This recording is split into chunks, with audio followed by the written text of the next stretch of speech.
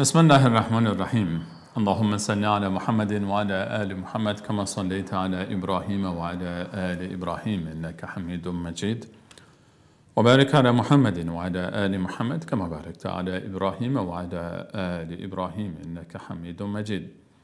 عرض سلام دارم و ادب و احترام خدمت همه شما خوبان و گرامیان. امیدوارم هر کجا که هستید در سایه الطاف الله متعال موفق و پیروز و سربلند باشید. الله متعال رو بی‌نهایت سپاس از اینکه یک بار دیگر این فرصت رو نصیب راه ما قرار داد تا به همراه شما گرامیان در درسی دیگر از شرح معانی آیات سوره مبارکه بقره گرد هم بیاییم برای تلاوت و تدبر معانی آیات دیگر از این سوره مبارک. در درس‌های گذشته به همراه شما گرامیان تا آیه 83 رو به تلاوت گرفتیم و درباره معانی آیات گذشته با هم صحبت کردیم و در این درس به همراه شما آیه 83 رو به تلاوت خواهیم گرفت و درباره معانی والای این آیه با هم صحبت خواهیم کرد. درس‌های بسیار زیادی در این آیه نهفته است. الله متعال می‌فرماید اعوذ بالله من الشیطان الرجیم و اذ اخذنا میثاق بنی اسرائیل لا تعبدون الا الله وبالوالدين إحسانا وذي القربى واليتامى والمساكين وقولوا للناس حسنا وأقيموا الصلاة وآتوا الزكاة ثم توليتم إلا قليلا منكم وأنتم معرضون. این آیه 8 موضوع بسیار مهم رو برای ما ذکر می‌فرماید. در ادامه آیاتی که الله متعال درباره بنی اسرائیل صحبت می‌فرماید، در این آیه الله متعال برای ما از میثاقی و عهد و پیمانی میگوید که از بنی اسرائیل گرفته شده است. می‌فرماید و اذ اخذنا میثاق بنی اسرائیل. یاد آورید آن لحظه‌ای که من الله با عظمت از بنی اسرائیل عهد و پیمان گرفتم. میثاق به معنای عهد است، پیمان است. وثیقه، توثیق یعنی محکم کردن یک شی رو محکم بستن. وثیقه گرفتن هم یعنی یک شی رو پایبند کردن و میثاق همون عهد است، چون کسی که عهد میدهد پایبند میشه، بسته میشه به یک عهدی، به یک پیمانی، به یک قراردادی. و اذ اخذنا میثاق بنی اسرائیل، اون لحظه رو بیاد آورید که من الله با عظمت از بنی اسرائیل عهد و پیمان گرفتم توسط پیامبران الهی، پیامبرانی که به سوی آنها رفتن، از آنها عهد و پیمان گرفتن. در تورات کتاب الله متعال که بر موسی علیه السلام نازل شده بود، از آنها عهد و پیمان گرفته شد. آنچه در ادامه آیه می آید در تورات و در رسالت تمام انبیای الهی که برای بنی اسرائیل فرستاده شدن وجود داشته است. و الله متعال برای ما اینجا به این مهم اشاره می‌فرماید که اصول عبادت، اصول اخلاق، از همه مهمتر اصول اعتقاد، اصول عبادات و اصول اخلاق در رسالت تمام انبیای الهی یکی بوده است. تمام انبیایی که در طول تاریخ آمدن در اصول این سه چیز با هم برابر بودن. یعنی اصل اعتقاد، اصل عبادات و اصل مسائل اخلاقی در رسالت تمام انبیای الهی از آدم علیه السلام تا محمد مصطفی صلی الله علیه و سلم وجود داشته است. الله متعال می‌فرماید ان الدین عند الله الاسلام. دین نزد الله متعال اسلام است. اسلام اون رسالتی است که تمام انبیای الهی از ابتدا تا انتها داشتند. یک شی بوده. اصول اعتقاد، اصول عبادات و اصول اخلاق در همه رسالت‌های انبیای الهی یکی بوده است. فقط تفاوت در مسائل فرعی بوده، در جزئیات بوده. مثلا در موضوع نماز برای همه انبیای الهی نماز رو برای پیروان خود داشتند و همچنین روزه و همچنین زکات. اما در تفاصیلش با هم تفاوت‌هایی داشتن. که چه وقت‌های نماز بخوانند، چند رکعت بخوانند، چگونه بخوانند. اینها تفاوت‌هایی بوده، یا روزه چند روز روزه بگیرن، چه روزهایی را روزه بگیرن، یا در زکات همینطور. اما کلیاتش از این آیه و آیات دیگری در قرآن کریم استنباط می شود که کلیات این عبادت‌ها، اصول این عبادت‌ها نزد همه بوده است و آنچه که اتفاق افتاده متاسفانه پیروان پیامبران الهی این اصول رو تحریف می کنند و حتی کتاب‌های آسمانی رو تحریف کردند و این سبب شده که از راه خارج بشوند. پیامبر دیگری آمده تا اصلاح بکنه آنچه را که دیگران از امت‌های گذشته به انحراف بردن و همینطور ادامه پیدا کرده تا محمد مصطفی صلی الله علیه و سلم. الله متعال برای ما می‌فرماید و اذ اخذنا میثاق بنی اسرائیل، من الله متعال از بنی اسرائیل عهد و پیمان گرفتم که اولین عهد و پیمانی که از آنها گرفته شده بود که مهمترین امری است که یک انسان در زندگی خود باید داشته باشد، لا تعبدون الا الله، بغیر از الله متعال هیچ کسی را عبادت نکنید. لا تعبدون الا الله، عبادت رو فقط اختصاص بدید به ذات الله متعال. عبادت در لغت عرب، عبادت به نهایت ذل و خواری و شکستگی و انکسار میگویند. مسیری که برای رفت و آمد استفاده میشه، مسیری که حالا به تعبیر امروزی ما شما میگیم جاده، جایی که روی اون انسان‌ها راه میروند و وسایل خود را از روی اون حرکت میدهند. عرب‌ها به اون میگن طرق معبده، راه‌هایی که کوبیده شده، راه‌هایی که ذلیل شده، خار شده. ما برای راهی که از بس لگد خورده و پا خورده، الان می‌بینید جاده‌هایی که می‌سازن حتی ماشین‌های سنگینی رو می‌آورن، غلطک‌هایی رو می‌آورن روی اونها رد می‌کنن تا این بکوبه آنچه را که زیر او هست و راه هموار بشود. در لغت به معنای نهایت ذلت، خاکساری و تواضع و فروتنی است عبادت در لغت. در اصطلاح معنی عامتری دارد. هر آن فعلی، قولی و عملی که هر عملی، قولی، فعلی که الله متعال بپسندد، این انجام آن عمل رو ما میگویم عبادت. وقتی که با احساس نهایت ذلت و خواری و تواضع و فروتنی در برابر الله متعال باشد و در کنارش نهایت محبت و علاقه. زیرا الله متعال میفرماید و من الناس من یتخذ من دون الله اندادا یحبونهم کحب الله، عده‌ای غیر الله را در برابر الله متعال انداد گرفتند، همتا گرفتند و آنها را به مانند الله متعال دوست دارند. والذین آمنوا اشد حبا لله، اما کسانی که مؤمن هستند، مؤمنان الله متعال را از هر کسی بیشتر دوست دارند. محبت مؤمنان به الله متعال بیشتر از محبت آنها به هر کسی دیگری در زندگی است. الله متعال را بیشتر از هر کسی دوست دارند، از پدر، از مادر، از همسر، از فرزند، از خودشان، از هر کسی دیگری. این مفهوم عبادت است. وقتی یک عملی با این دو وصف انجام بشود، وقتی یک انسانی یک ذاتی را با نهایت محبت و علاقه پیروی می کند در نهایت تواضع و فروتنی و ذلت و خاکساری در برابر آن ذات، یعنی دو صفت نهایت محبت و علاقه و نهایت ذلت و خاکساری و فروتنی در برابر یک ذات وقتی باشد و انسان با این دو احساس، نهایت محبت و نهایت ذلت و خاکساری، دستورات او را اطاعت بکند، این می شود عبادت. حالا کسی با این احساس نسبت به یک ذاتی وقتی او رو در اوج محبت، یعنی بهتر از هر کسی، بیشتر از هر کسی در دنیا دوست داشته باشه و بیشتر از هر کسی در دنیا از او حساب ببره و در برابر او فرمان بردار باشه و خاکسار باشه و مطیع باشه و ذلیل او باشد، هر فعلی رو که این در برابر او انجام بشه انجام بدهد میشه عبادت. این معنی عبادت.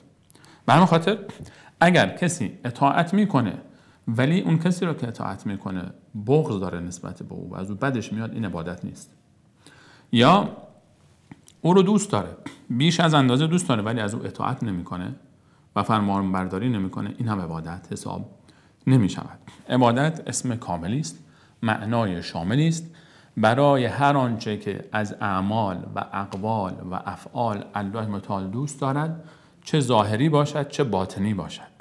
ما عبادت‌های باطنی داریم، توکل، ایمان و خوف و ترس و امید و همه این مواردی که در قلب است. ایمان، توکل، ترس، رجا، امید، اینها عبادت‌های قلبی هستند. عبادت‌های زبانی داریم، عبادت‌های مالی داریم، عبادت‌های جانی داریم.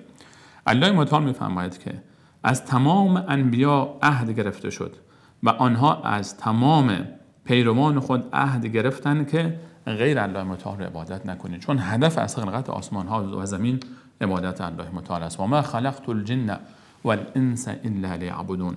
الله متعال میفرماید من جنها و انسانها را خلق نکردم مگر اینکه عبادت من الله با عظمت را انجام دهند. عبادت فقط الله متعال را عبادت کنیم. ایاک نعبد و ایاک نستعین. این آیه از سوره مبارکه فاتحه خلاصه دعوت کل انبیای الهی است.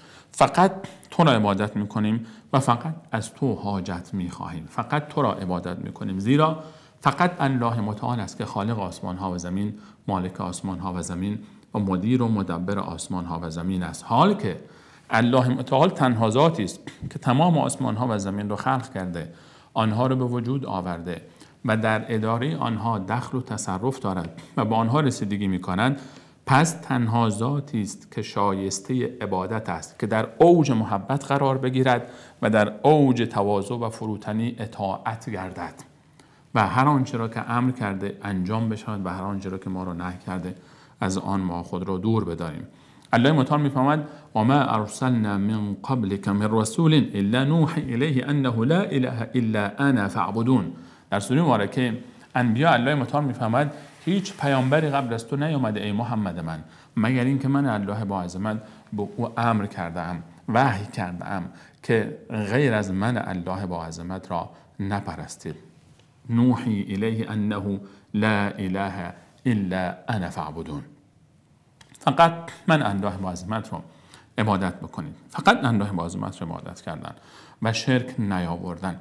ما این آیه گرچه این آیه در ظاهر خطاب به بنی اسرائیل است، اما از آنجایی که اشاره کردم خدمتتان اصول اعتقاد، اصول عبادت و اصول اخلاق در تمام رسالت انبیای الهی یکی بوده است، مخاطب این آیه امت اسلامی هم هست، مخاطب این آیه مخاطبین قرآن هم هستند، زیرا شبیه این تعبیر رو ما در آیات فراوان دیگری از قرآن کریم هم داریم. واعبدوا الله ولا تشركوا به شیئا وبالوالدین احسانا وبذی القربى والیتامى والمساکین. این آیات دقیقاً آنچه که اینجا آمده در آیه 36 سوره مبارکه نساء هم آمده است و در آیات دیگری الله متعال تمام آنچه را که اینجا آمده بلکه بیشتر از این با تفاصیلی بیشتر با جزئیاتی بیشتر در آیات دیگر قرآن کریم خطاب به مخاطبین قرآن، خطاب به امت محمد مصطفی صلی الله علیه و سلم امر کرده است. پس اولین عهد و پیمانی که در طول تاریخ انبیای الهی از انسانها گرفتند، از آدم علیه السلام تا محمد مصطفی علیه السلام و این عهد و پیمان تا قیامت ادامه دارد، عبادت الله متعال است. مهمترین امری، وظیفه‌ای که انسان اصلا برای آن روی زمین آمده است. افحسبتم انما خلقناکم عبثا و انکم الینا لا ترجعون. الله متعال در پایان سوره مبارکه مؤمنان می‌فرماید آیا شما انسان‌ها گمان می‌کنید من شما را بیهوده آفریدم و به سوی من الله با عظمت باز نمی‌گردید؟ نه، این گونه نیست. الله متعال ما را آفریده تا فقط او را عبادت کنیم، فقط این احساس رو نسبت به او داشته باشیم که از همه او را بیشتر دوست بداریم و از همه در برابر او بیشتر تواضع، فروتنی، ذلت و خاکساری داشته باشیم. خلاصه این موضوع رو ذکر می‌کنیم. بحث مفصلی درباره عبادت در آیات مختلفی از قرآن کریم می‌آید. الله متعال در ادامه یک نکته بسیار عجیبی را برای ما ذکر می‌فرماید. و اذ اخذنا میثاق بنی اسرائیل لا تعبدون الا الله.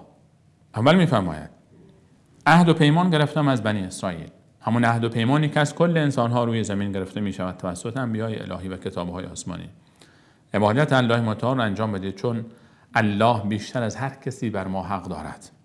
سپس و بالوالدین احسانا، و بالوالدین احسانا، و به پدر و مادرتان نیکی کنید.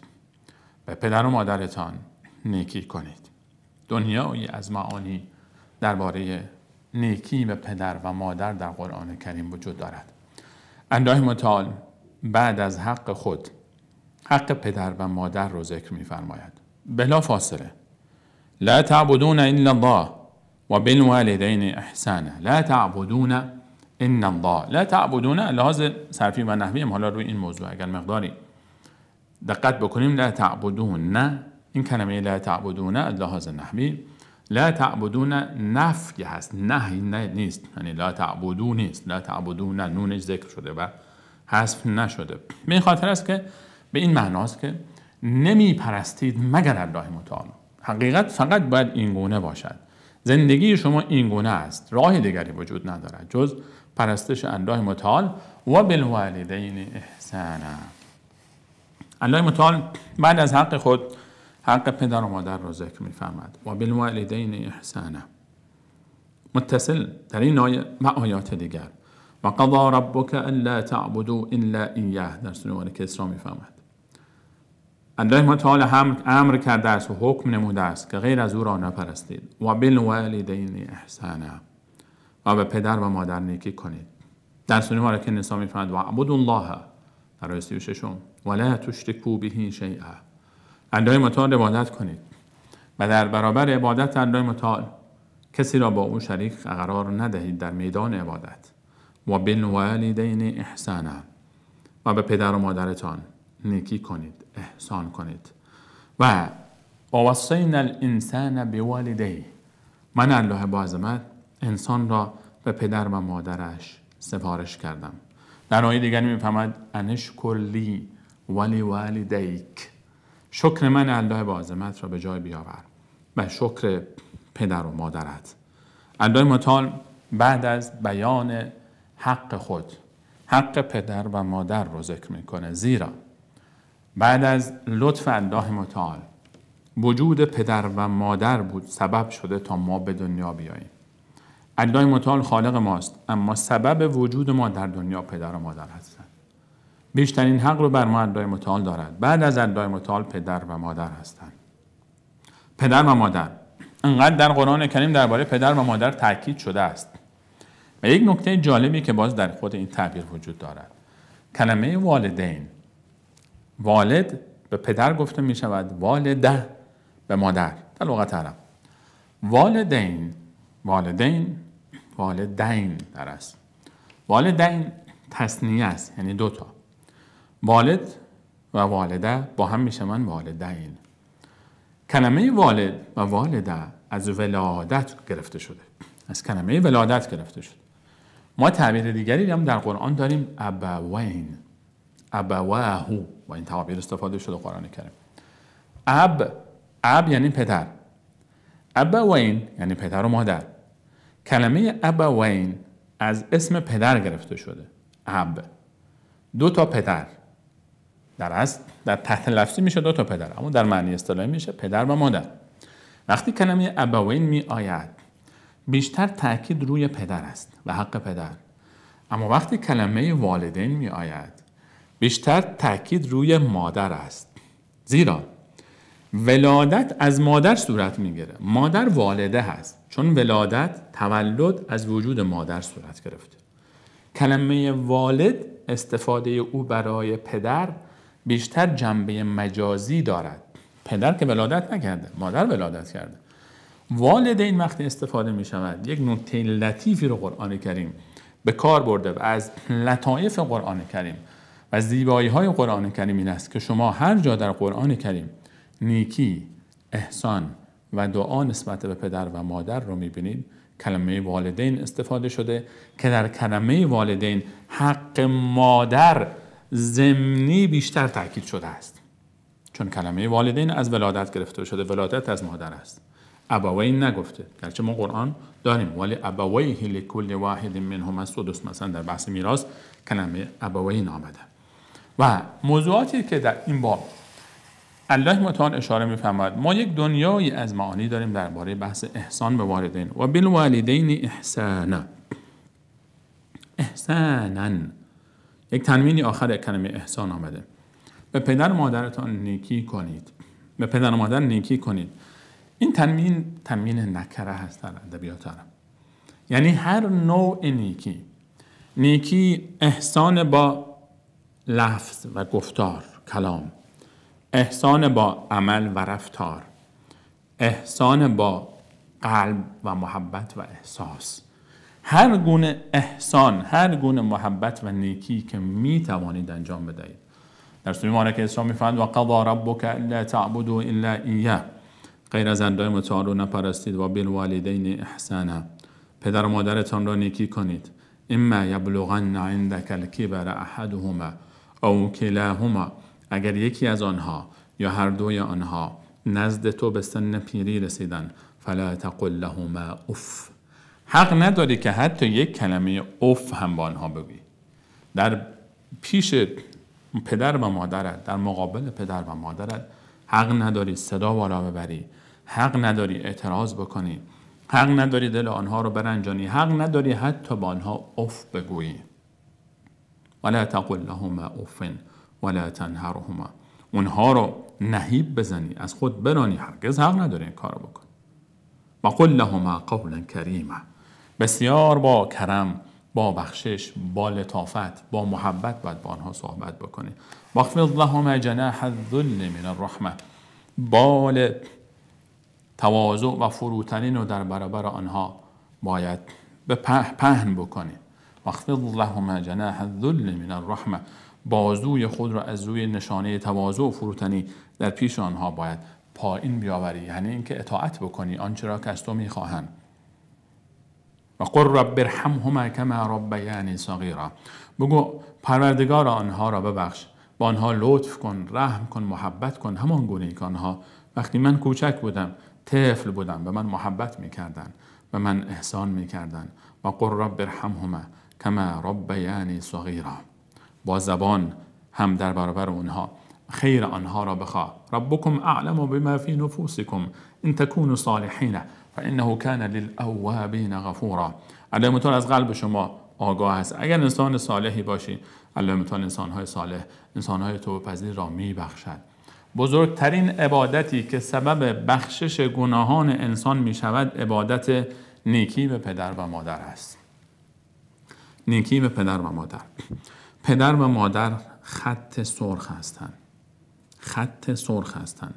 حتی اگر پدر و مادر تو کافر باشد، مشرک باشد، دشمن الله باشد، در اعتقادش حق نداری با او بدرفتاری بکنی، بی احترامی بکنی، توهین بکنی، صدا بالا ببری. و این جاهداک علی ان تشرک بی ما لیس لک به علم فلا تطعهما، اگر تو را امر کردن به موضوعی که شرک است و تو رو خواستن که به سمت شرک ببرن، اعتقاد تو رو منحرف بکنن، در این باب در بحث اعتقادی که مخالف با توحید است، در آنچه مخالف با حکم الله است، از آنها اطاعت نکن. اما و صاحبهما فی الدنیا معروفا، همین پدر و مادر مشرک رو الله متعال در سوره مبارکه لقمان میفرماید، همین کافر، همین مشرکی که میخواد تو رو کافر بکنه، تو رو مشرک بکنه، تو رو از راه دین بیرون بکنه، همین رو هم وقتی با تو صحبت میکنه حرفش رو قبول نکن، اعتقادش رو نپذیر، گناهی که به تو میگه انجام بده انجام نده. اما نیای برگردی بگی مردی که کافر، مشرک، بی دین، سرش داد نکش، توهین نکن، بیادبی نکن، بی احترامی نکن. پدر کافر تو، پدر مشرک تو، پدری که تو رو به گناه فرا میخوانه، حق نداری بیادبی بکن در برابرش. و صاحبهما فی الدنیا معروفا، به نیکی باید رفتار بکن. همین انسان اگر نیاز به کمک داشت، با تمام وجودت باید بهش کمک بکنی، باید کمک بکنی. نیکی به پدر و مادر اختیار نیست، یک امر الهی است، واجب شرعی است.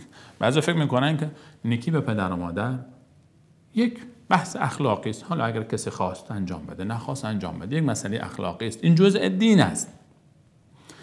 اخلاق جزء دین است. کسانی که گمان میکنن اخلاق فقط دین، فقط نماز است و روزه است و زکات است، این آیه رو خوب دقت کنید. آیه 83 سوره مبارکه بقره، الله متعال میفرماید من از همه انبیا این عهد و پیمان را گرفتم و انبیای بنی اسرائیل خصوصا در رأس آنها موسی علیه السلام و آخرشان عیسی علیه السلام و ادامه آن در رسالت محمد مصطفی علیه السلام که به پدر و مادرتان نیکی کنید و این و بالوالدین احسانا را قبل از امر به نماز و زکات است که در آخر آیه می آید. قبل از اینکه امر به نماز بشود و امر به زکات بشود، قبل از نماز و زکات در این آیه بحث اخلاق ذکر شده. اخلاق در دین یک بخش بزرگی از دین است. اخلاق جزئی از دین است. رسول الله علیه السلام فرمود که بهترین شما در ایمان خوش اخلاق ترین شماست و فرمود نزدیکترین شما به من روز قیامت خوش اخلاق ترین شماست. اخلاق جزئی از ایمان است. اخلاق جزئی از بزرگترین عبادت است. اخلاق جزئی از دین است. اخلاق جزئی از دین است. دین فقط نماز و روزه و زکات نیست. صداقت جزئی این عبادت است. راستگویی عبادت است. دوری از آزار دیگران عبادت است. حتی آب دادن به سگی عبادت است. به گربه‌ای عبادت است. آب دادن به درختی عبادت است. اخلاق یک بخش بزرگی از دین است. اخلاق و در رأس همه این اخلاق ها، هر چقدر انسان خوش اخلاقی باشی، اگر اخلاقت با پدر و مادرت خوب نبود، هیچ دل نبند به این اخلاقت. اگر پدر و مادر تو از اخلاق تو سهمی ندارند، تو خوش اخلاق نیستی. تو اصلا معنای اخلاق رو نفهمیدی. وقتی که اون انسانهایی که بیشترین لطف رو در زندگی نسبت به تو دارن، اونها از زندگی تو، از اخلاق تو، از رفتار تو، از درآمد تو سهمی نداشته باشند، تو چگونه میتونی ادعای اخلاق بکن؟ رسول الله صلی الله علیه و سلم فرمود رضایت الله متعال در رضایت والدین است و خشم الله متعال در خشم والدین است. اگر میخواهی بدانی که آیا الله متعال از تو راضی است، ببین پدر و مادر تو از تو راضی هستن یا نیستن. کسی که پدر و مادر او از اون ناراض است، بنشینه با خودش فکر بکنه، تجدید نظر بکنه، بنشینه اینها کلام من نیست، اینها کلام الله و رسول است، این دین است، این عبادت است. کسی که پدر و مادر او از اون ناراضن، بنشیند مشکل خود رو حل بکنه، خود رو نجات بده از خشم الله متعال. انسان صالح کسی است که رابطه او با پدر و مادرش خوب است. انسان صالح امکان نداره که رابطه او با پدر و مادرش خراب باشد. رسول الله علیه السلام فرمود انسان وقتی میمیرد پرونده اعمال او بسته میشود به جز 3 نفر: کسی که صدقه جاریه دارد، کسی که علم مفیدی میگذارد بعد از خود و مردم از آن استفاده میکنند، و در اول روایت حتی این موضوع ذکر شده ولد صالح یدعو له، فرزند صالحی که برای او دعا میکند. معنای دیگرش میشود اگر تو برای پدر و مادر خود دعا کردی، انسان صالحی هستی. اگر پدر و مادر تو در دعای تو سهمی دارن، تو انسان صالحی هستی. اگر پدر و مادر تو در دعای تو نیستن، تو انسان صالحی نیستی. اگر پدر و مادر تو در زندگی تو پررنگن، تو انسان صالحی هستی. هر کسی که با پدر و مادر خود رابطه خوبی دارد، ولو کافر باشد، در دنیا در همون کاری که داره موفق است. هر انسانی که در دنیا موفق است برید نگاه بکنید، ولو اینکه این انسان اصلا مسلمان هم نباشد، یقینا یک جایی نگاه بکنید این آدم با پدر و مادر خود رابطه خوبی دارد. پدر و مادر خط سرخ است. پدر و مادر خط سرخ است. یک موضوعی رو مطرح بکنیم، بشکافیم. یک برداشت نادرستی و غلطی از موضوع احترام به والدین، نیکی به پدر و مادر، متاسفانه نزد برخی از ماها وجود دارد که فکر میکنیم اگر پدر و مادر من رابطه آنها با من خوب بود، من باید با آنها خوب باشد. اگر پدر و مادر من آدمهای بدی بودند به تعبیر برخی از افراد، اگر آدمای خوبی نبودن، اگر گذشته خوبی با من نداشتن، اگر به من خدمت نکردن، اگر به من رسیدگی نکردن، اگر با من بد رفتار کردن، اگر به من ظلم کردن، اگر من رو از فلان چیز و فلان چیز محروم کردن، اگر چون پدر و مادر من با من رفتار درستی نداشتن، من هم با اونها رفتار درستی ندارم. این تصور کاملا تصور غلطی است. من به عنوان یک فرزند، من به عنوان یک مسلمان در برابر پدر و مادر خودم یک وظیفه‌ای دارم که این انجام وظیفه من هیچ ربطی به وظیفه آنها در قبال من ندارد. پدر و مادر یک وظیفه‌ای در قبال فرزندان خود دارند. پدر و مادر یک وظیفه‌ای در قبال فرزندان خود دارند و فرزندان یک وظیفه‌ای در برابر پدر و مادر. این دو موضوع هیچ ربطی به هم ندارد. یعنی اگر پدر و مادر بد بودن با فرزندان، دلیل نمی شود که فرزند هم بد باشد با پدر و مادر. این رو جدا کنیم از هم. این رو بفهمیم. ما در موضوع دین، در موضوع اخلاق در دین، تعامل ما با الله متعال است. الله متعال به من امر کرده با پدر و مادرت نیکی کن. سمعا و طاعتا، چشم، نیکی میکنم. پدر و مادرت کافر باشد، مشرک باشه، بد باشه، بدترین مرد روی زمین، بدترین زن روی زمین هم که باشه، ظالم ترین ها هم که باشه، وظیفه تو این است که در برابر اونها خیرخواه اونها باشی، با ادب صحبت بکن، نیکی بکنی، مشکلاتشون رو حل بکنی، در گناه باشون شریک نشو. بحث این نیست که با اونا در گناه شریک بشی، در ظلم شریک بشی، نه، در شرک شریک بشی، نه.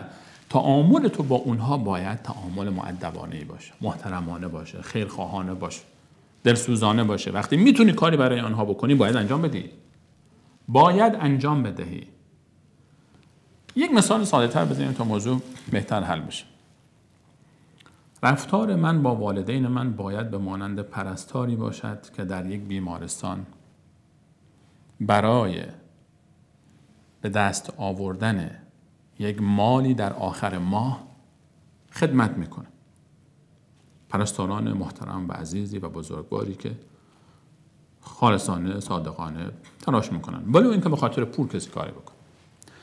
اون عزیزی که در بیمارستان خدمت میکنه به بیماران، بیمار اعصاب نداره، بیمار نمیتونه خودش رو تر و خشک بکنه، بیمار حوصله نداره، بیمار احیانا اعصابش خراب میشه، احیانا فحش میده به پرستار، احیانا سر او داد میکشه، احیانا او رو آزار میده. این پرستار محترم تحمل میکنه، همه این چیزها رو تحمل میکنه، با آرامش، با متانت او رو تر و خشک هم میکنه، او رسیدگی میکنه، غذا هم به دهان او میگذارد، سر ساعت میاد برای او غذا میاره، سر ساعت لباس او رو عوض میکنه، سر ساعت نیازهای او رو برطرف میکنه، اکرمکم الله او رو برای قضای حاجت میبره، سر ساعت داروهای او رو میاره، رسیدگی میکنه. در نصفه شب یک دفعه میبینید که پرستار میاد. چرا این کار رو میکنه؟ چطور تحمل میکنه این سختی رو، این مشکلات رو، این خدمتگزاری رو؟ چرا این کار میکنه؟ چون اصلا ایشون قراردادش با بیمار نیست، که قراردادش با مدیر بیمارستانه.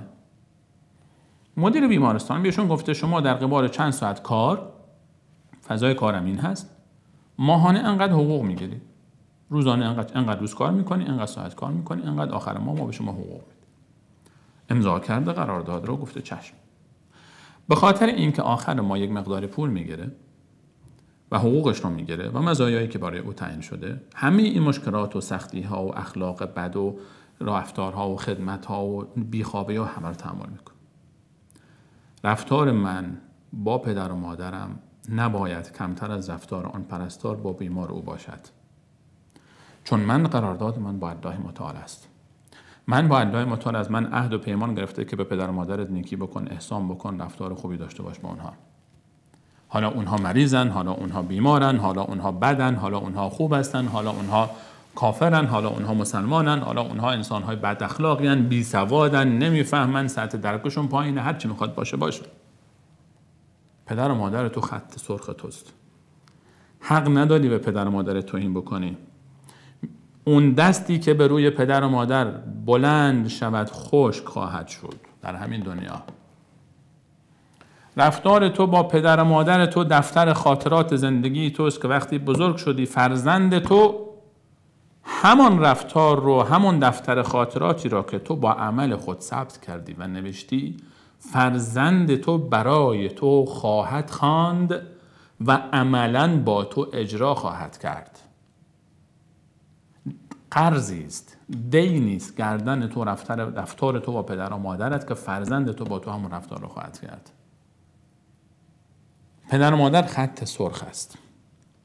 در دین مبین اسلام پدر و مادر خط سرخ است. تو به عنوان یک فرزند باید به پدر و مادر خود احترام بگذاری، احسان بکنی. و بالوالدین احسانا، خصوصا مادر.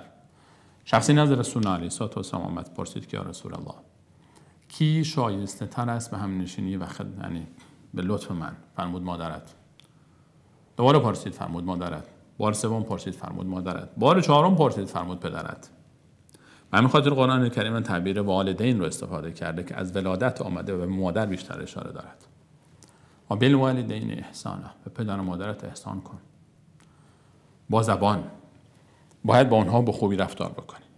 در عمل هر کاری که از دست تو برمی آید برای اونها باید انجام بدی. برای نیازهای اونها، برای خواهشات آنها، خواهشات مشروع آنها در حد شرع، آنچه که خواسته های حلال است. و در قلب نباید از اونها بد ببری، نباید از اونها متنفر باشی، باید اونها رو دوست داشته باشی. و بالوالدین احسان، حتی اگر فوت کردن بعد از مرگ باید برای اونها دعای خیر بکنی، رسیدگی بکنی، با دوستان اونها ارتباط بگیری، با کسانی که با اونها ارتباط داشتن. و بالوالدین احسان، اگر بخوایم درباره همین قسمت و بالوالدین احسان صحبت بکنیم ساعتها باید صحبت بکنیم. و بالوالدین احسان، قدر پدر و مادرهای خود را بدانید، قدر پدر و مادر را بدانید. احسان، لطف و احسان پدر و مادر یک رنگ دیگری داره. پدر و مادر وقتی به فرزند محبت میکنن به خاطر چیست؟ چون او رو دوست دارند. فرزند وقتی به پدر و مادر محبت میکنه به خاطر چیست؟ به خاطر اینکه چون این انسان به من محبت کرده در کودکی، من به او محبت میکنم در بزرگسالی. رنگ محبت فرزندی که نیکی میکنه حتی با رنگ محبت والدین فرق میکنه. پدر و مادر وقتی به فرزند خود نیکی میکنن نه به خاطر این هست که این فرزند به اونها کاری کرده، معلوم نیست اصلا آینده این چیکار بکنه این فرزند. پدر و مادری که به طفلی نیکی میکنن، این طفل هیچ کاری برای این پدر و مادر نکرده که اینها بگن چون این طفل برای ما این کارها رو کرده ما به اون نیکی میکنیم و محبت میکنیم. خالصانه برای اون محبت میکنن، هیچ پس زمینه‌ای ندارد. من اگر به پدر و مادر من محبت میکنم به خاطر این است که اونها در کوچکی من رو بزرگ کردن، خدمت کردن، من یک لطفی به من شده که محبت میکنم، آنها هیچ لطفی نشده محبت میکنن. متاسفانه ما دیر میفهمیم قدر پدر و مادرهای خود رو. بعضی وقتا اصلا وقتی از دنیا میرن قدرشون رو میدونیم. بعضی وقتها وقتی صاحب فرزند میشیم تازه میفهمیم. وقتی صاحب فرزند میشه انسان تازه میفهمه که چقدر سخت است پدر بودن، چقدر سخت است مادر شدن و چقدر سخت است فرزند بزرگ کردن. و بدا به حال کسانی که حتی وقتی پدر و مادر میشوند هم هنوز قدر پدر و مادر خود را نمیدانند. وای به حال کسانی که رسول الله علیه السلام فرمود نفرین به حال اون کسی که پدر و مادر او زنده باشند. در دعایی که نفرینی که دعا کرد جبرئیل علیه السلام و رسول الله آمین گفت. نفرین به حال کسی که پدر و مادر او زنده باشند و او با دعای پدر و مادر خود را به بهشت نرساند. پدر و مادر یک در بزرگی هستند. دعای پدر و مادر، رضایت پدر و مادر یکی از بزرگترین عبادت‌ها نیکی به پدر و مادر است. یکی از بزرگترین اسباب بخشش گناهان نیکی به پدر و مادر است. و بالوالدین احسانا، به خاطر همین رسول الله متعال بعد از حق خود فرمود لا تعبدون الا الله و بالوالدین احسانا. 2. سومین عهد و پیمانی که الله متعال میفرماید من از بنی اسرائیل گرفتم و این عهد و پیمان از همه گرفته شده است، از همه پیروان پیامبران الهی. هر مسلمانی باید به این عهد و پیمان پایبند باشد. و ذی القربى واو عطف است، یعنی و احسان برای ذی القربى. دل قربا خویشاوندان، نیکی کنید به خویشاوندان، احسان به خویشاوندان، احسان به خویشاوندان. خویشاوندان کسانی که با مادر یا پدر ارتباط دارند. به مفهوم دیگر صله رحم. صله رحم یعنی وصل کردن آن رابطه، وصل کردن رابطه با کسانی که در رحم با ما مشترک هستند. در رحم مادر، رحم مادر بزرگ، مادر بزرگ پدری، مادر بزرگ مادری. اون کسانی که از رحم مادر بزرگ به دنیا آمدن، چه پدری چه مادری، اینها میشوند ذل قربا. با اونها ارتباط بگیریم. صله رحم، صله رحم. اسلام چه دین زیبایی است. ارتباط با والدین، اینها عبادت است. اینها یک وظیفه است. ببینید اینها یک وظیفه دینی است. همونطوری که من تو نماز میخوانیم روزی 5 بار، باید بخوانیم، باید روزه بگیریم، باید با والدین خود خوب رفتار کنیم، باید با خویشاوندان خود، با اقربای خود، با کسانی که در رحم با ما مشترک هستند ارتباط بگیریم، صله رحم بکنیم. صله رحم، صله رحم در حدیث رسول علیه السلام فرمود که وقتی الله متعال صله رحم را خلق کرد، فرمود که هر کسی تو را وصل کنند من او را وصل خواهم کرد، هر کسی تو را قطع کنند من او را قطع خواهم کرد. یعنی هر کسی که صله رحم بکنه رحمت، فضل و لطف الله متعال را خواهد داشت و هر کسی که قطع صله رحم بکنه این لطف و فضل و رحمت از او گرفته خواهد شد. صله رحم یک وظیفه شرعی دینی است، جزئی از دین است، اختیار نیست، یک واجب شرعی است. یک چیز اضافی نیست، یک چیز مستحبی باشه کارا شما انجام دادی خوب انجام ندادی هم مشکلی در دین ایجاد نشه، نه خیر، یک وظیفه شرعی است. ارتباط با کسانی که در رحم مادری با ما مشترک هستند، خاله ها، دایی ها، برادران مادر و فرزندان اونها، و کسانی که در رحم مادر بزرگ پدری با ما مشترک هستند، عموها و عمه ها و فرزندان اونها. اینها صله رحم، اینها رو باید از اونها احوال گرفت، در غم‌های اونها شریک باشیم، در شادی‌های اونها شریک باشیم، در نیازهای اونها اگه از دست ما کاری برمی آید انجام بدیم، اگه ما رو دعوت کردن بریم، قطع رابطه نکنیم. رسول الله فرمود که برای یک مسلمان جایز نیست که بیش از 3 روز از برادر خود قطع رابطه بکند. چقدر بد است و زشت است که انسانی با برادر خود چند سال از قطع رابطه کرده، با خواهر خود قطع رابطه کرده، بماند که با دایی و عمه و خاله و فلان و فلان و فلان. اگر با خاطر دین است، بله اجازه دارد یک مسلمان به خاطر یک مسئله دینی، به خاطر اینکه فلانی مشکل دینی دارد، فلانی گناهانی را انجام میده که به او تذکر هم داده و گفته و ترک نکرده، الان به خاطر اون گناه از او قطع رابطه میکنه. ما داریم در غزوه تبوک و علی الثلاثه الذین خلفوا، 3 نفری که به غزوه نرفتن و داستانش معروف است در سوره مبارکه توبه میآید ذکرشان، و این 3 نفر رو رسول الله علیه السلام بایکوت کرد، تحریم کرد، حتی گفت همسرانشون با اونها در داخل خانه از اونها جدا بشن. یکی از اونها که پیر بود نیاز به خدمت همسر خود داشت، فرمود همسرش پیشش باشد اما با او حرف نمیزنی، صحبت نمیکنی، محبت نمیکنی. حتی صحابه سلام اونها رو جواب نمیدادن. یک امر شرعی بود. بله به خاطر یک امر شرعی دینی اجازه است کسی با کسی قطع رابطه بکنه به خاطر اینکه اون رو تنبیه بکنه تا اصلاح بشه. اما بین ما و بین الله متعال خود ما باید بنشینیم که آیا واقعا اون بهانه‌ای که من به خاطر قطع رابطه با خویشاوندان خود دارم، خیلی جا ما میشنویم آقا این آدم خوبی نیست من با اون قطع رابطه کردم، این بهانه رو آیا الله متعال از من میپذیرد؟ آیا واقعا من به خاطر الله با او قطع رابطه کردم یا به خاطر مال دنیا، یا به خاطر که من فحشی داده، اهانتی کرده، توهینی کرده، به من برخورده؟ چقدر متاسفانه ما شاهد این اختلافات خانوادگی هستیم، قطع رابطه ها هستیم و غیبت ها هستیم و ارتباطات هستیم، صله رحم. آقا چرا شما صحبت نمی‌کنی فلانی عمه من، خاله من، دایی من، عموی من، فلانی حرف تندی من زده، این کارو کرده اون کارو کرده. کی اشتباه نمیکنه؟ مگر من و شما اشتباه نمیکنیم؟ صله رحم یک وظیفه شرعی است. باید وظیفه شرعی این است که باید با او ارتباط بگیریم. و رسول الله فرمود صله رحم اون نیست که شما کسی که به شما وصل کرده شما وصل بکنید با او، کسی که از شما قطع کرده و بریده شما با اون وصل بکنید رابطه خود رو. این است صله رحم. باید با اون صله رحم داشت. باید خبر بگیریم از یکدیگر.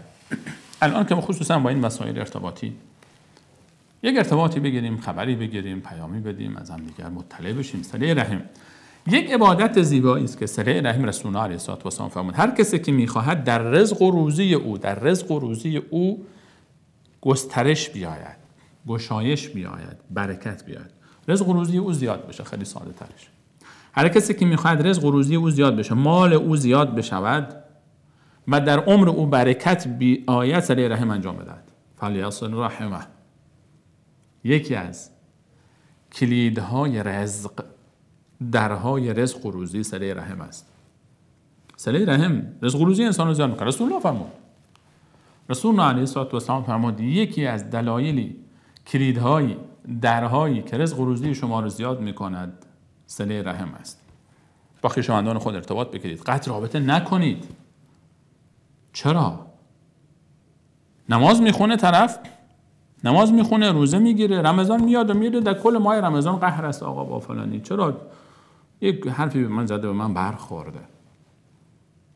ما خیلی کارا کردیم در برابر علای متعال. اگه بخواد ما رو بگیره بد میگیره. اگر ما بخواهیم حساب کتاب بکنیم، علای متعال هم با ما حساب کتاب خواهد کرد.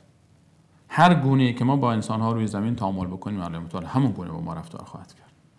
ارحموا فی الارض یرحمکم، ارحموا من فی الارض یرحمکم من فی السماء.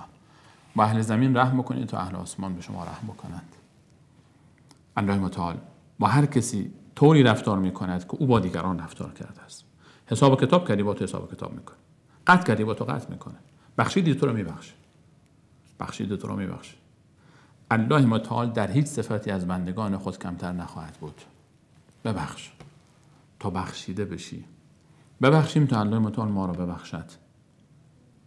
رسول الله علیه السلام فرمود تاجری بود که به شاگردان خود گفته بود، به کسانی که پیش او کار میکرد، اگر کسی قرضی دارد به او مهلت بدهید، اگر نداشت بدهد باز مهلت بدهید، اگر واقعا هیچی نداشت بر او ببخشید تا باشد که الله متعال هم ما را ببخشد. الله متعال هم گردن ما خیلی حقها دارد، باشد تا او ببخشد. این انسان مرد، الله متعال به خاطر این صفتش او را بخشید و او صاحب جنت شد، از اهل جنت قرار گرفت. چون با الله متعال دوست ندارد در هیچ صفتی از بندگان خود کم باشد. ببخشیم به خاطر اینکه الله ما را ببخشد. به پدر مادر نیکی کن، نه به خاطر اینکه اونا به تو نیکی کنن، به خاطر اینکه الله به تو فرموده. تمام. با خویشاوندان صله رحم میکنیم چون الله فرموده. آقا من به فلانی رفتم، خانه او رفتم، یک بار رفتم، دو بار رفتم، سه بار رفتم، دیگه خانه من نیومده، مگه من بیکارم خونه او برم؟ مگه من خودم رو ذلیل بکنم؟ کجای کاریم ما؟ عبادت چه ربطی به این موضوع داره؟ مثل این است که شما بگید من مسجد نمیرم. چرا؟ چون فلانی نیومده مسجد. من یک بار رفتم، دو بار رفتم، سه بار رفتم، فلانی نمیاد. چرا؟ این چه ربطی به اون موضوع داره؟ من مسجد نمیرم چون فلانی مسجد نمیاد. دقیقاً کسی که میگه من به صله رحم و قطع کردم، من خونه فلانی نمیرم چون خونه من نمیاد، من به اون زنگ نمیزنم چون من زنگ نمیزنه، من خبر نمیگیرم چون خبر نمیگیره، همون موضوع است دقیقاً. من به پدر مادرم بدی چون با من بد کردن، منم با اونها خوب نیستم. خب اونایی که بد کردن با تو، اونا روز قیامت خودشون میدانن پرونده اعمال خودشون. کشاورزان تو با تو بد بودن، اونها خودشون میدانن روز قیامت پرونده اعمال خودشون. تو چرا خودت رو مثل اونها میکنی؟ تعامل ما با الله متعال است، نه با اینها. الله من هم کرده پدر مادر نیکی کن، چشم چشم. با خویشاوندان قطع رابطه نکن، صله رحم انجام بده، چشم. اونها با من قطع میکنن، خب قطع بکنن، مشکل چیست؟ الله به من گفته با این ارتباط برقرار بگیر. دیدم خلاف شر جایی انجام میدن، گناه بسیار بزرگی است، تذکر دادم، یک بار، دو بار، سه بار نشد، به ارتباط قطع میکنم. اما به خاطر مال دنیا، به خاطر ارث و میراث، به خاطر فلانی، به خاطر اینکه یک مهمانی نیومده، به خاطر اینکه تلفن اینطور کرده، به خاطر اینکه اونجور گفته فلان جنگ شده، اینا جز دین نیست. خودمون رو فریب ندیم. غرور خودمان را، تکبر خودمان را، حسادت خودمان را، بیماری های وجود خودمان را به دین نچسبانیم. اینها جز دین نیست. دین از ما یک قلب پاک میخواهد، یک شخصیت کریم و بخشنده میخواهد، یک قلب صاف میخواهد. ارتباط ما با الله متعال است. معامله من با الله است. معامله من با الله متعال است. از من خواسته الله متعال انجام بده، چشم. این همون پرستاری که برای بیمارش خدمت میکنه. بیمار خوب خوشش بیاد خوشش نیاد، فوش بده نده، این همون رفتار رو داره. و دین قربا وقت داره، به پایان میرسه و هنوز نصف آیه مانده است. مجبورم خلاصه بکنم بحث رو. بحث یاد دارین آیه. هر کدوم از اینها رو میشه دربارش چند ساعت صحبت کرد. و اتخذنا میثاق بنی اسرائیل لا تعبدون الا الله و بالوالدین احسانا و ذی القربى. در جای دیگر الله متعال میفرماید و آتی ذی القربى حقه. رابطه خویشاوندی حقشون رو بهشون بدید. ارتباط گرفتن حق این است که انسان ارتباط بگیره، در غمشون شریک باشه، در شادی اونها شریک باشه، در مشکلات با اونها همراه باشه، در محفل‌های اونها با اونها باشه، در میهمانی‌های اونها بره، تلفن اونها رو جواب بده، خبر اونها رو بگیره. اگر از دستش کاری برمیاد در حد توان لا یکلف الله نفسا الا وسعها. هیچ کسی را نمیتونه بیشتر از آنچه که نیاز دارن، بیشتر از آنچه که توان اوست مؤاخذه نمیکنه. در حد توان به اونها کمک بکن. 3 لا تعبدون الا الله و بالوالدین احسانا و ذی القربى. بعدش والیتاما، به یتیم که نیکی بکنید. یتیم از دل یتیم در لغت به معنای منفرد است، تک و تنها. به همین خاطر میگن در یتیمه، یک شیء نایاب، یک شیء که کم است، تنهاست. و یتیم در لغت یعنی کسی که تنهاست. در اصطلاح در شرع یتیم برای انسانها به طفلی گفته می شود که هنوز به سن بلوغ نرسیده، چه پسر چه دختر، و پدر خود را از دست داده. برای حیوان وقتی یتیم میگن مادر خود را از دست داده. در لغت عرب برای حیوان یتیم به کسی گفته میشه در حیوانات که مادرش رو از دست داده، چون مادرش رو که از دست بده کل زندگیش رو از دست داده. در بین انسان ها کسی که پدرش رو از دست داده در سنی که پایینتر سن تکلیف است، یعنی به سن بلوغ نرسید. پسر یا دختری که به سن بلوغ نرسیده و پدر خود را از دست میدهد میشود یتیم. این لحاظ اصطلاح شرعی است. بعد از سن بلوغ دیگه یتیم گفته نمیشه. پدر، کسی که پدر رو از دست بده، چون پدر کار میکنه، زحمت میکشه، بالاخره وقتی پدر هست ستون خانه است و ستون اصلیش خیمه خانه است. وقتی که پدر از دنیا میره اون خیمه ستون اصلی میره و میپاشه. چه بسا که خانواده‌هایی که بعد از پدر از هم پاشیدن، خصوصا یتیم کسی است که تنها میمونه. در غیاب پدر احیانا مادر میره ازدواج میکنه و چه ظالمن کسانی که طفل رو از مادرش جدا میکنن چون مادر ازدواج کرده. اون کسانی که مادری که به خاطر ازدواج بچهای خود رو ول میکنه، یا خانواده هایی که شرط میگذارن که این دختر خانم، این خانم بیوه جوان فرزندش رو بعد از او بگیرن و این بچه میماند. این دنیایی از احساس. خودتون رو بگذارید عزیزانی که پدرید، مادرید، اگر از دنیا رفتی و مردی و این طفل کودک تو که هنوز به سن بلوغ نرسیده، زیر 10 سال خصوصا، تک و تنهاست، کسی رو نداره، وقتی که نام پدر رو میشنوه از دوستان خود میگن پدر و این پدر نداره. و رسول الله علیه السلام یتیم بود. در سن 6 سالگی رسول الله علیه السلام یتیم بود. نه پدر داشت، نه مادر داشت، نه خواهر داشت، نه برادر داشت. 6 سالش بود که مادرش از دنیا رفت و پدر قبل از تولد از دنیا رفته بود. رسول الله علیه السلام 6 ساله بود که نازنین نه پدر داشت، نه مادر داشت، نه خواهر داشت و نه برادر. بهتر از هر کسی درک کرد یتیمی رو. وقتی که میشنید دوربری ها میگفتن پدر، برای رسول الله مفهوم پدر تصویری از پدر در ذهن نداشت. رسول الله به همین خاطر الله تعالی میفهمد و وجدک یتیما، الله تعالی تو یتیم یافت و آوا پناه داد. رسول الله علیه السلام فرمود انا و کافل الیتیم فی الجنه کهاتین. من و کسی که کفالت یک یتیمی رو به عهده میگیره در بهشت، ما مثل این دوتا با هم هستیم، مثل این دوتا انگشتای خود رو اینطور اشاره کرد. گفت این دو تا انگشت چقدر به هم فاصله دارن از هم. من و کسی که کفالت، سرپرستی و تأمین هزینه یتیمی را به عهده میگیرد، من او در جنت اینطور است کنار هم و جا دارد. هر کسی که میتواند، هر کسی که توانمندی داره، هر کسی که توانی داره، ثروتی داره، ولو کم، یتیمی رو کفارت بکنه. خوشا به حال کسانی که یتیمی رو کفارت میکنن و خوشا به حال مادرانی که بعد از وفات شوهرشان به خاطر اینکه فرزندان خود رو تربیت بکنه، یتیمهای خود رو سرپرستی بکنه، ازدواج نمیکنه و مینشینه. کسی که این فداکاری رو میکنه، همه مادران عزیزی، خواهران بیوه‌ای که به خاطر بچه‌های یتیم خودش ازدواج نمیکنه، رسول الله فرمود روز قیامت من اولین کسی هستم که در جنت رو باز میکنم. اون لحظه‌ای که در رو باز میکنم، در کنار من یک خانومی هست که شانه به شانه من تلاش داره که وارد جنت بشه. با نگاه میکنه، میگم تو کیستی؟ تو کی هستی که با من میخوای وارد جنت بشی؟ اولین نفری که وارد جنت میشود میگوید من همون زنی هستم که بعد از وفات شوهرم به خاطر حفظ فرزندان یتیمم ازدواج نکردم و نشستم با آنها رو تربیت کردم. عزیزانی که شوهران خود را از دست دادن اما به خاطر فرزندان خود ایستادن. رسول الله علیه السلام فرمود که السعی علی الارمله والمساکین، کسی که به دنبال کمک به بیوه هاست و به مسکین هاست در راه متعال، به مانند مجاهد فی سبیل الله است. مجاهد در راه الله متعال است این شخص.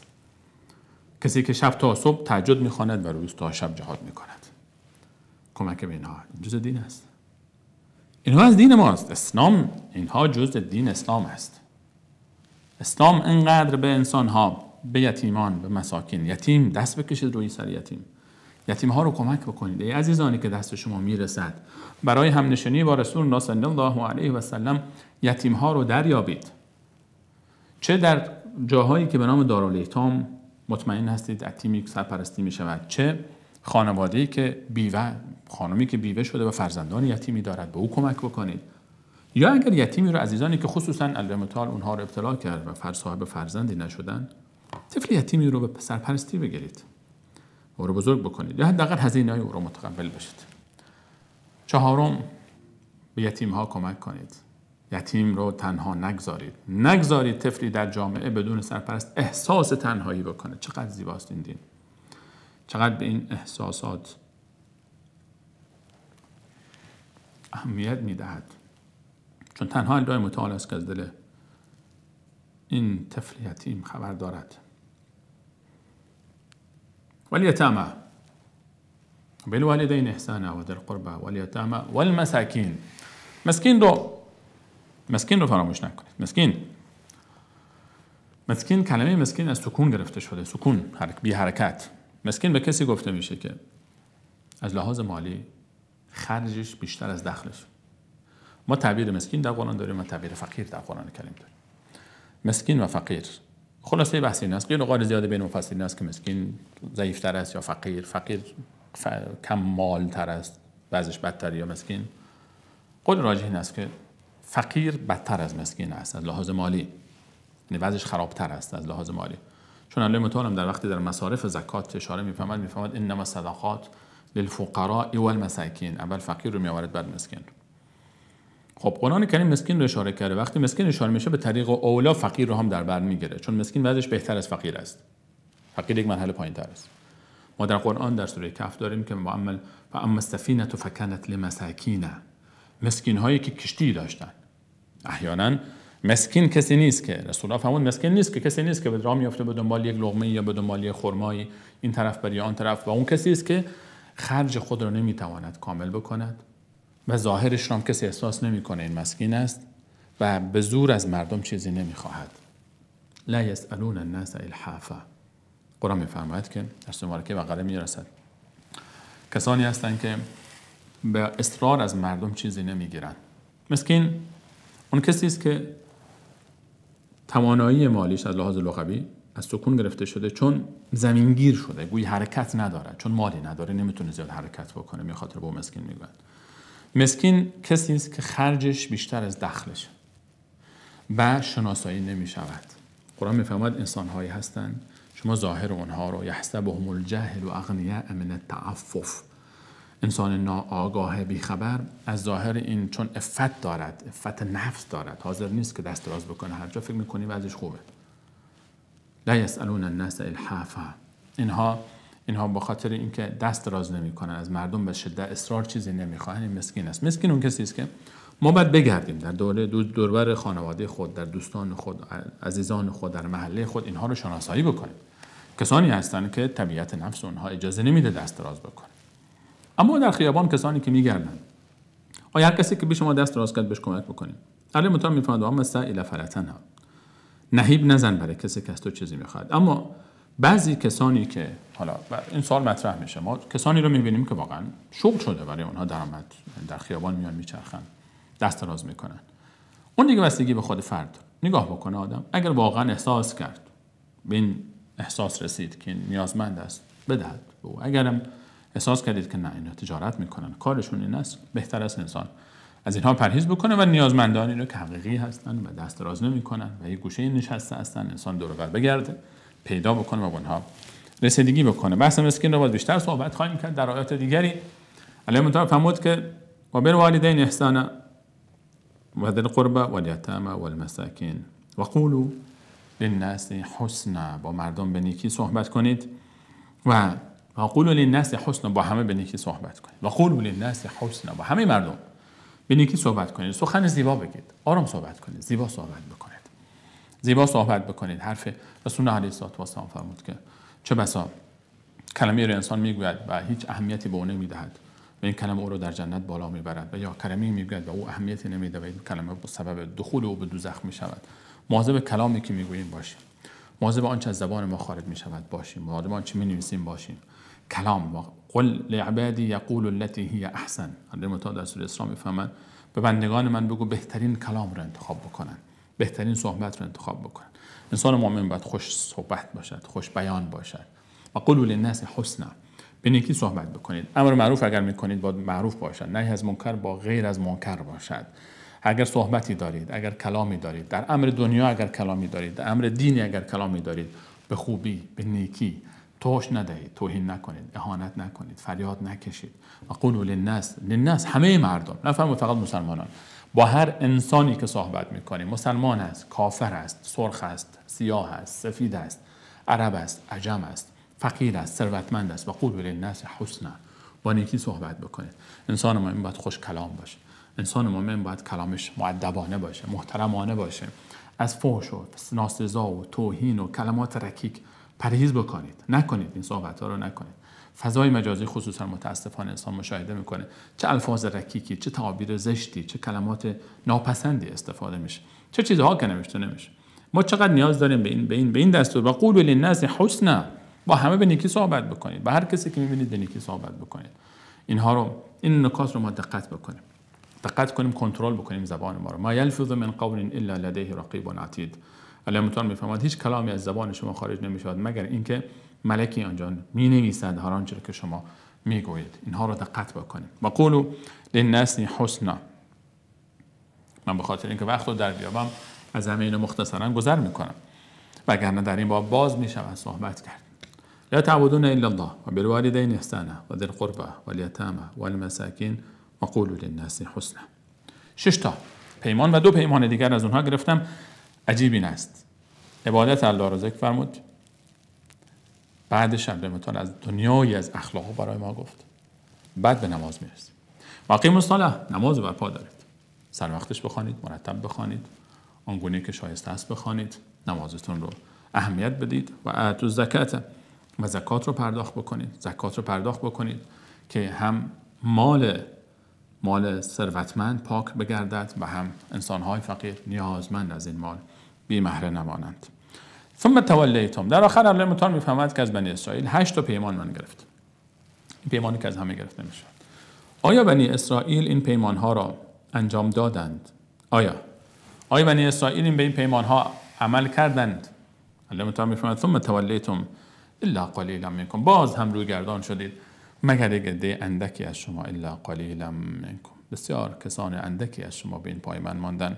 و انتم معرضون، روی گردان شدید، شما امتناع ورزیدید. باز هم من الله و عظمت از شما ای بنی اسرائیل این پیمانها را گرفتم، این کارها را انجام بدید. فقط الله را بپرستید، نیکی کنید پدر مادر، به خویشاوندان، به یتیمان، به مساکین، زیبا سخن بگویید، نماز بخوانید، زکات پرداخت بکنید. اما بسیاری از شما این کار را انجام ندادید و روی گردان شدید و بسیاری از شما مگر تعداد اندکی از شما پایبند ماندید. و الله متعال میفهمد باز هم بنی اسرائیل این کار رو نکردند. نشود که ما هم به مانند بنی اسرائیل در این بخش از آیه قرار بگیریم و این دستورات گرچه خطاب به بنی اسرائیل بود اما خطاب به همه مخاطبین قرآن است، چون در آیات فراوان دیگری از قرآن این همین تعابیر با تفاصیل بیشتر هم ذکر می شود و اصول اعتقاد، اصول عبادات و اصول اخلاق در رسالت تمام انبیای الهی یکی بوده است. تا اینکه تا این لحظه با ما همراه بودید، از همه شما عزیزان سپاسگزارم. مختصرا سعی کردم که این آیه رو در یک برنامه بگنجانم، هرچند که هر کدام از این 8 اصلی که در این آیه به آن اشاره شد نیازمند یک برنامه تنها بود. تا دیگر همه شما سواران به الله متعال میسپارم. الله یارتان باد. السلام علیکم و رحمت الله و برکاته.